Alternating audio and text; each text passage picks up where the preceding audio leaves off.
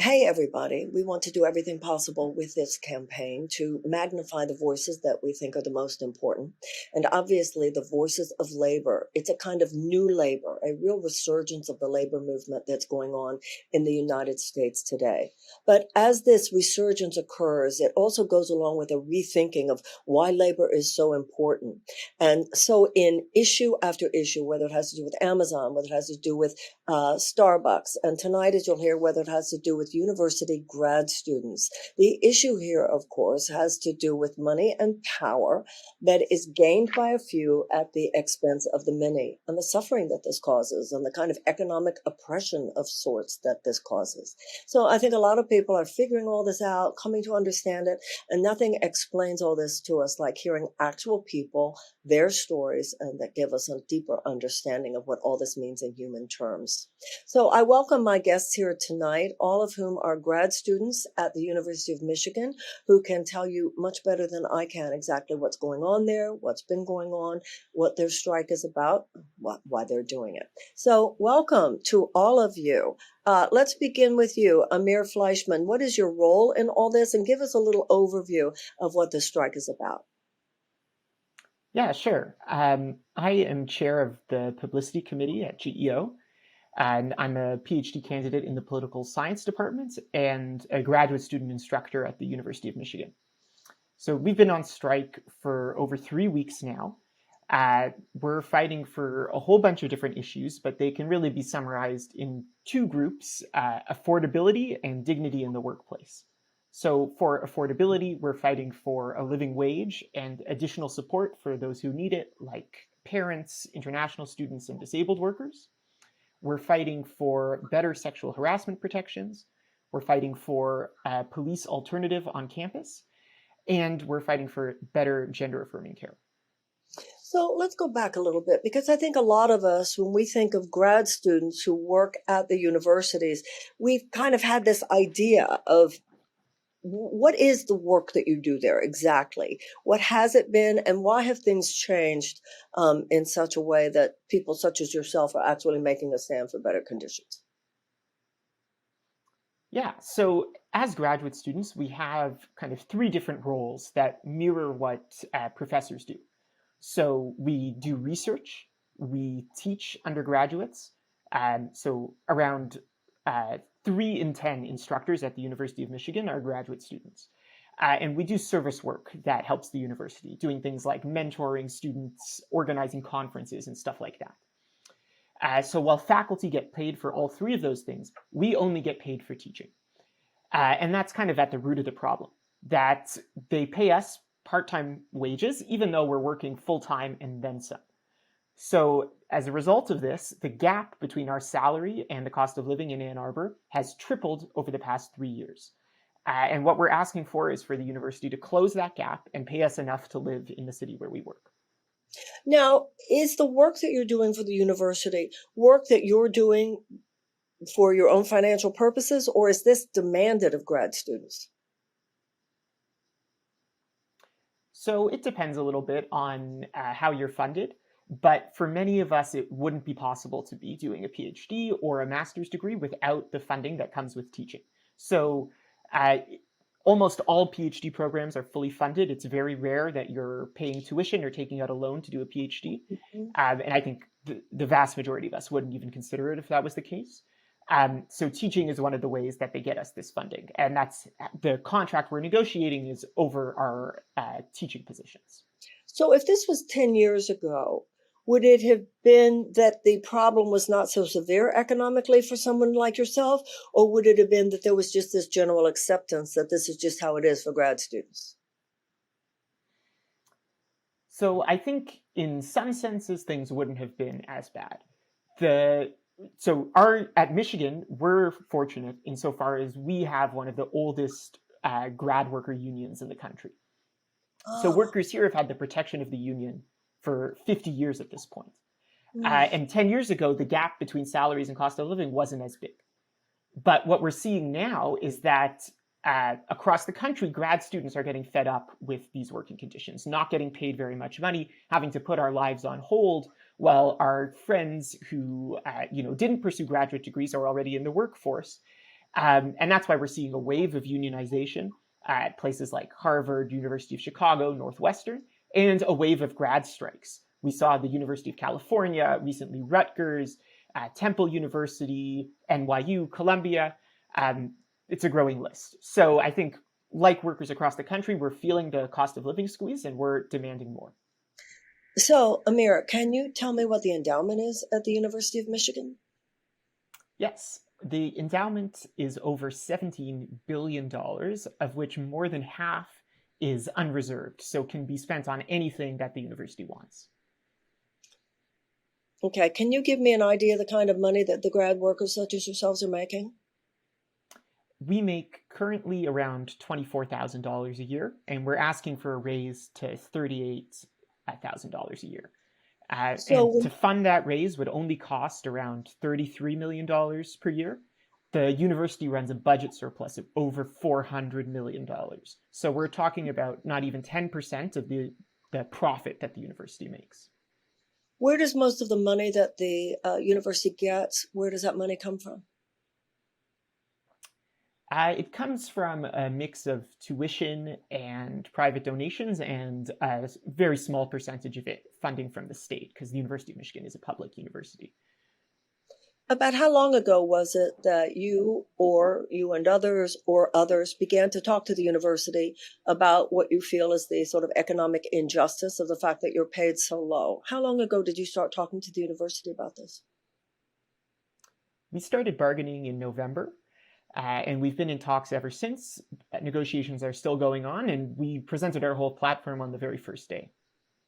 When you presented your platform, how was it greeted? With a bit of skepticism. I think it took them a pretty long time to give us our first counterproposal. We were actually stuck negotiating with them over really trivial things like whether our members could be in the room to watch negotiations for months. And they were really held up over this. They wanted closed negotiations that weren't transparent and weren't democratic.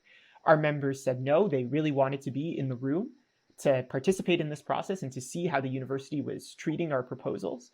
And that ate up a lot of time, which was really frustrating for us. So, when you presented the proposal, just on a human level, given the fact that we're talking about near starvation wages and people who are also going to school to get a PhD and working, what was just on the human level? Was there some acknowledgement that it's a reasonable request that you're making? Yeah, I wish I could say yes, but when they gave us their first counter on salary, they offered us something that was still below the rate of inflation. And they actually admitted that they didn't even consider the cost of living when coming up with that number. You know, it's such an interesting thing because you think you are their grad students. You're really the crown jewel of the university in many ways. You'd think that everything possible to set you up to thrive in your lives would be their goal. But that's not what you encountered, correct? Yeah, it's really quite strange because I know in my department, political science, they're having trouble recruiting grad students because the University of Michigan offers such low wages compared to other grad programs. Wow. So, Jared, what's your story? I am a grad student in sociology and public policy, and I'm currently president of GEO. You know, throughout this campaign, I've talked to so many grad students about their current working and living conditions, and it's been really heartbreaking how many folks are doing things like selling their plasma to make ends meet, skipping meals to make ends meet, rationing medications. And this is at one of the wealthiest public institutions in the country, with as Amir said, over $17 billion in its endowment. So it's really baffling that the university would be fighting us so hard that we would be forced to strike for 4 weeks now with no end in sight because we're not getting any reasonable offers from the university on our salary. Once again, I keep going back to this human element. For you're graduating at a very prestigious university in very prestigious fields, and you going out into the world and making names for yourselves would make the university shine. You're an alum, University of Michigan, selling your plasma? When you say this to someone in that situation, what do they say to you? At the bargaining table, they don't say much, unfortunately. They Are they the don't. trustees of the university? Are they lawyers? Or are they negotiators that are hired by the university? Who are they? The folks sitting across the table from us are from human resources, lawyers in a lot of cases, as well as some professors who work at the university. And over the course of the past 4 or 5 months, they've heard some really heart-wrenching stories from grad workers who have made themselves quite vulnerable in order to try and explain what's happening on the in the day-to-day lives of grad workers. And, repeatedly, the human resources team thanks us for sharing the stories, but then gives us offers that shows that they don't care about what they've just heard. In terms of the trustees of the university, we talked with them earlier this year and explained our proposals for a living wage and for safe and dignified working conditions. And they said that they were reasonable demands, and in some cases, they called them no-brainers, what we were suggesting. And now that we've actually shown that we're serious about winning them, we're getting a very different response from the university. And the Regents just released a statement the other day saying that they think that a living wage is unreasonable. So when they first said that it was a no-brainer, were you thinking, okay, we're in active negotiations, we're going to get somewhere, and then they just dragged it out so long that you went on strike? Is that what happened? Yeah, we were hopeful, especially because the university just brought in a new president, President Santa Ono, whose entire ethos is to listen to students, to listen to people on campus, and take care of them with an emphasis on diversity, equity, inclusion. That is an emphasis on the people who are most marginalized on campus. So it's very confusing what's been happening at the bargaining table week after week as we come in with proposals that are well researched based on the lived experiences of grad workers, to have them simply say no over and over without giving any explanation of why is just baffling. And that's still where we're at after 4 weeks of strike.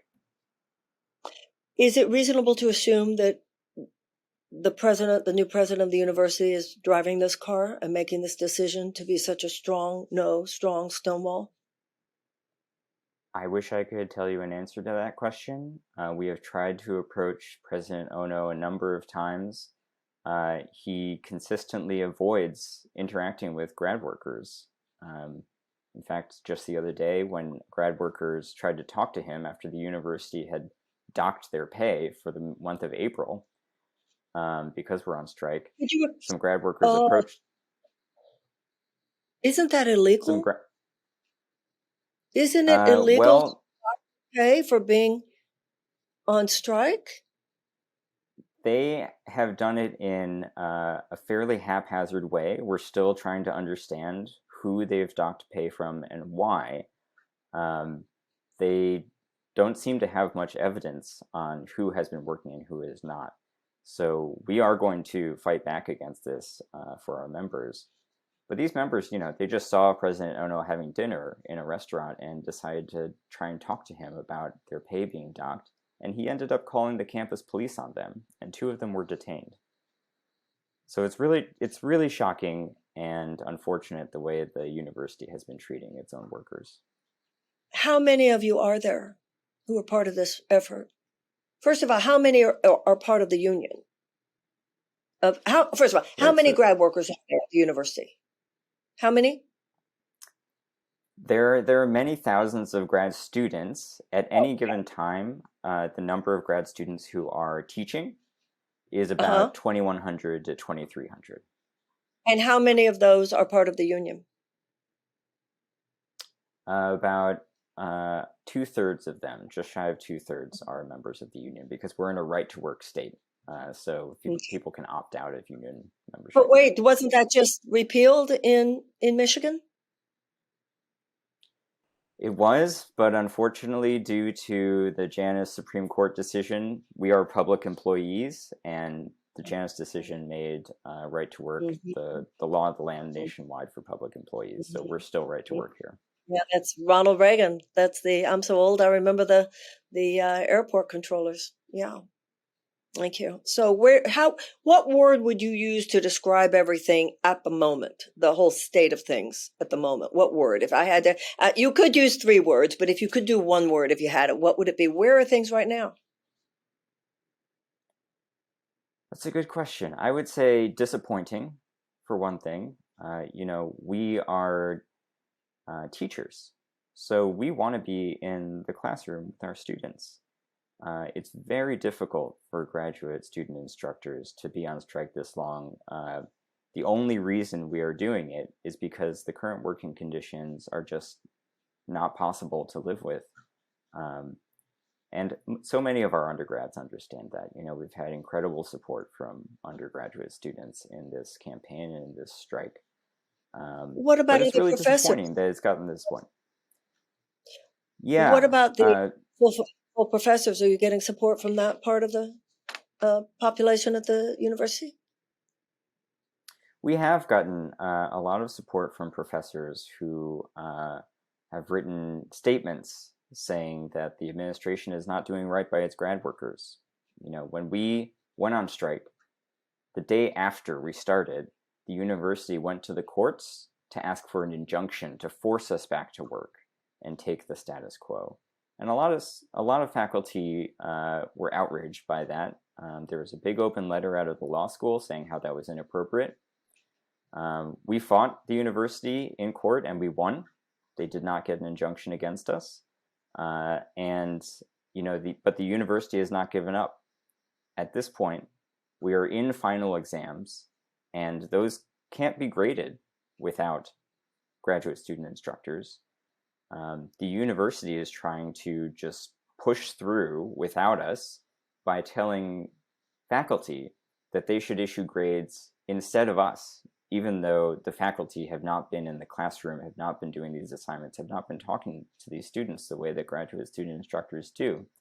And a lot of faculty have seen that that's really a bridge too far, that the administration is willing to infringe on academic freedom, infringe on Mhm. pedagogical practice, all just to keep from paying us a living wage.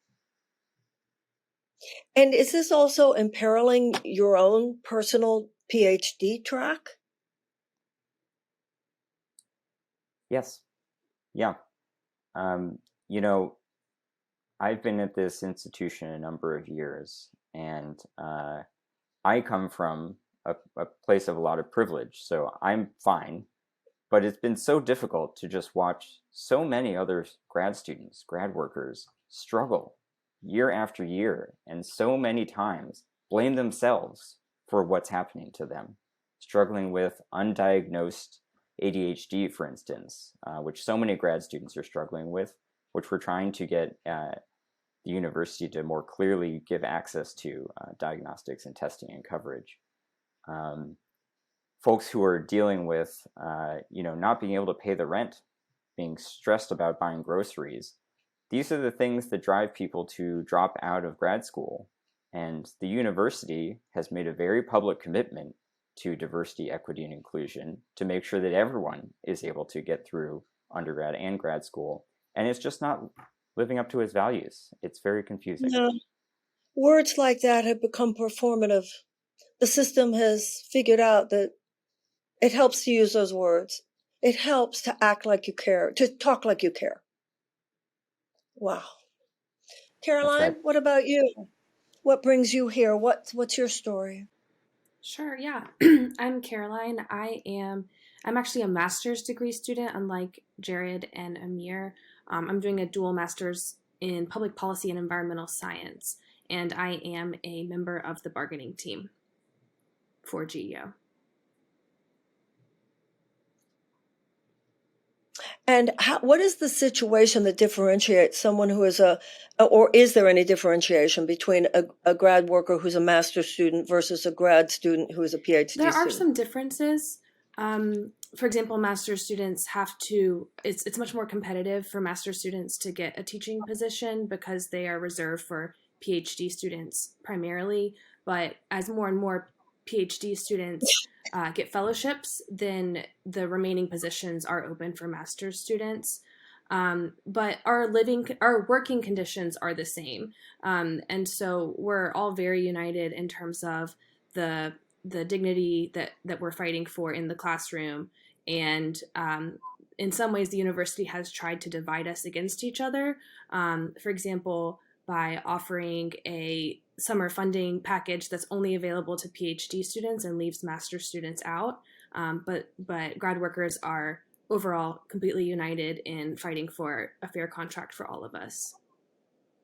You said that you were on the bargaining committee. Does that mean that you were one of the people who's actually in the room, literally at the table, speaking to the negotiators? How many That's of them right. are you? I'm in the room at the table with the negotiators. I think, how many of us are there? Are there 10 of us? There's around 10 of us. How many sessions with the negotiators have you had? I've lost count at this point. We were meeting every week, starting in mid-November, but then in the last few weeks, we've been meeting 3 or more times a week. So it's in the number is in the 20s by now. Well, wait a minute. So they're still meeting with you even though the strike has begun? Yes. So did they think... I'm sorry, go on. Sorry, you go ahead. Did they actually believe that you guys were going to strike, or did they think you wouldn't do it? You know, I really can't fathom what the university leaders are thinking. But the bottom line is we have not given up at the negotiating table. Us being on strike doesn't mean that we're not continuing to negotiate in good faith. We are still there for every session and trying our best to show why our proposals are necessary and reasonable. And do you feel that you're inching any closer to some level of just negotiation here? Inching is probably the right word. The pace has been painstakingly slow. As my colleagues mentioned, the university's MO is to take one of our proposals, mark through all of it, and just return it completely marked through in red as a blanket no. And then we have to dig for the answers why and find out what their real concerns are. And then we go back to our teams and completely rewrite it to try and accommodate whatever concerns they've expressed. And then the cycle continues with another blanket no. So it has indeed been painstakingly inching forward. Has there been much media coverage of the strike and what's happening there? Yes, we've gotten a lot of really wonderful media coverage. I think, especially as the strike goes on, more and more people are becoming aware of what we're doing, what we're fighting for. And we had an article in The Guardian recently that mentioned our fight. And so the media coverage is continuing to grow, and we're grateful for that because we believe this is a fight that more people should know about, and people can support us in all kinds of ways. Are people who are officials at the university also speaking to the press about this? I'm sure they are. To be honest, I personally haven't been reading their statements.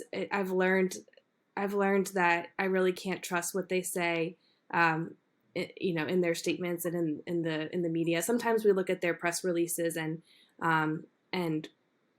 have to create counters of our own to counter actual misinformation that they put out. But I'm honestly way more focused on just the fight in front of me and being at the bargaining table. I understand. Amir and Jared, can you give me any idea the official line that the university is presenting to the media to try to justify their behavior?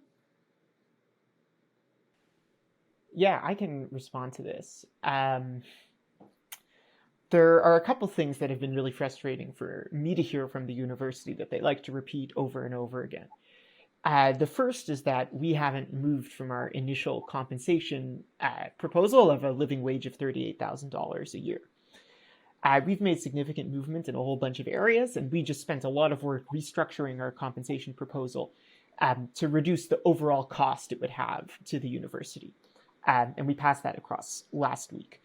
The university, in fact, hasn't moved from their initial offer since the start of the strike. They're still offering us a so-called raise that's around $100 a month. That's below the rate of inflation, right? So it's an effective pay cut. And meanwhile, the provost got something like, a $10,000, way more than that, like a $20,000 raise, $60,000 raise last year. The president of the university got something like a $100,000 raise last year. So we're really, the people who are offering us $100 a month are themselves getting humongous raises that are really unfathomable to us. The other piece of misinformation that the university has been putting out constantly is that we're refusing to bargain with them as much as they want to. They say that they want to bargain every day, the full day, and that we're refusing to do that. Well, the state of Michigan has appointed a mediator to come to these negotiating sessions, and the mediator is saying that it would be a waste of time to negotiate every day. Instead, we should negotiate every other day, and that's exactly what we've been doing. Are they just planning to exhaust you and assume you'll just give up? That's what it seems like, but I don't think that's going to work based on the conversations I've had with our members. How can the public help you? Well, one way they could help us is by donating to our strike fund. And you can go to... Sorry? Please. Yeah, please go. I want the address. You can go to givebutter.com/GEO strike fund. Say give butter or give bitter? What did you say? Give butter, like the dairy product. Butter. Wait, I'm confused. We're hearing it. Tell me again. Give butter, like the food? Yeah. Butter? Yeah, like the food, exactly. Givebutter.com/GEO strike fund. Yeah, and I can tell you that GEO strike fund. And of course, I'd be happy to... Okay, Lauren, I'm writing this down and you'll have to put this... Okay, givebutter.com/GEO strike fund. Correct, yeah. Okay, not exactly an easy URL, but we'll write it down. Okay, people can give money. How much money? And you're raising this money to compensate for those who are having their pay docked, right? Exactly, yeah. And, since they announced that they were withholding pay on Thursday, we've seen a tremendous outpouring of support. And our strike fund has more than doubled in that time. So it's been really incredible to see the solidarity, coming from across the country and indeed around the world. So my final questions are there other grad student workers unions doing the same thing right now? Yes, absolutely. We saw, I think just a couple of weeks ago, grad workers at Rutgers went on strike, also for a living wage. Earlier this year or late last year, the entire University of California system, grad workers went on strike in what was the biggest higher ed strike ever. We're talking about tens of thousands of workers going on strike at once, which has been really incredible to see.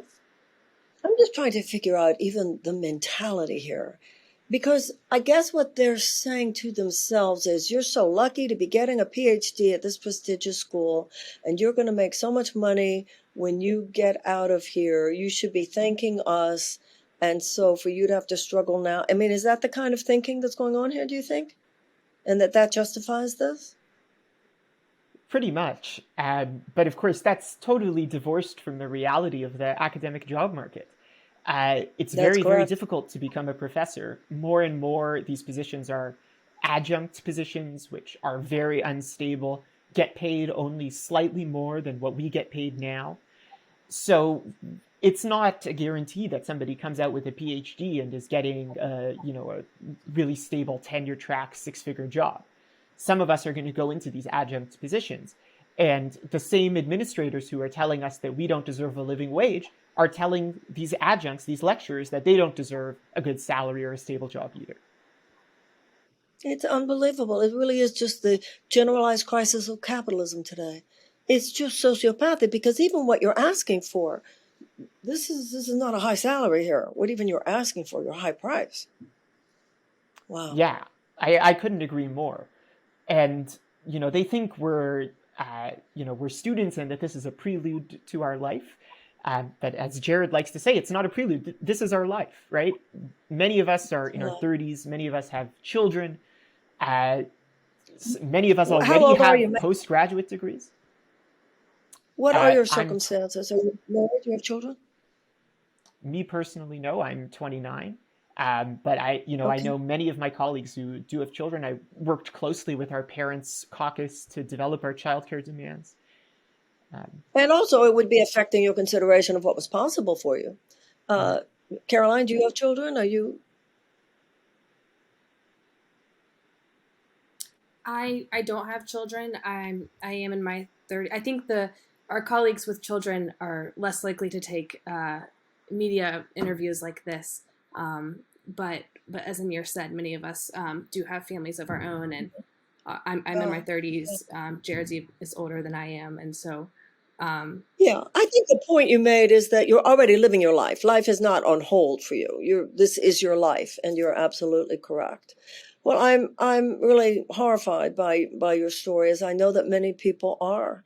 And what I keep going to in my mind is, what do they think they're supposed to be doing with that $17 billion? That's the part that I can't figure out.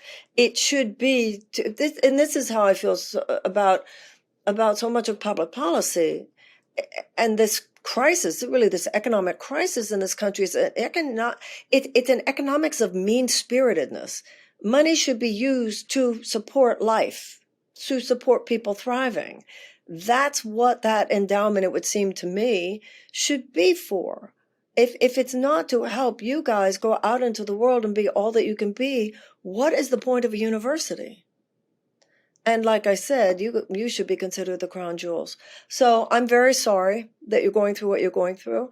I know that the people who are listening to us right now are moved. I hope you get some donations, and I will continue to speak about your situation in my own in my campaign, in illuminating whatever I can. What is a resurgence of labor for the worst of reasons, and that's a real desperation on the part of people in the richest country in the world, and as you said, in such a rich institution. But I hope you said that many people at school, your professors and students and people who read about you in Michigan are moved by your story. And I know that whoever's listening to us right now will be moved by your story as well. And I wish you the best. And if you ever feel that there's anything more you want to talk about, and you feel that this podcast would be helpful for you, then please call me anytime, because I'm more than glad to promote your story. And I hope there will be a quick resolution. I hope that there will be a change of heart on the part of people who are entrusted with the good of the university. This is not a moral good. This is not a social good. This is just absurd. And if any of them are listening, I hope they hear me. Not that they would be surprised that I think so, but I'll take this opportunity to tell them so. So I wish you all the very best. Do any of you have any closing lines, closing thoughts that you'd like to share with people before we go? If I may, Marianne, I really appreciate your support and helping to get our message out there. I, as we've talked about here, it is really shocking the way that the University of Michigan is operating like any other corporation. They did it with the nurses who were over in the Michigan Medicine Hospital last year. They did it with librarians last year. They're doing it to us now. And I will say that in addition to it being really difficult for so many workers on this campus, it has also been amazing to watch workers come together and fight together so hard to express care for each other. A lot of folks can't miss a paycheck, but a lot of folks are missing a paycheck because they care about each other and they know that this campus can be better.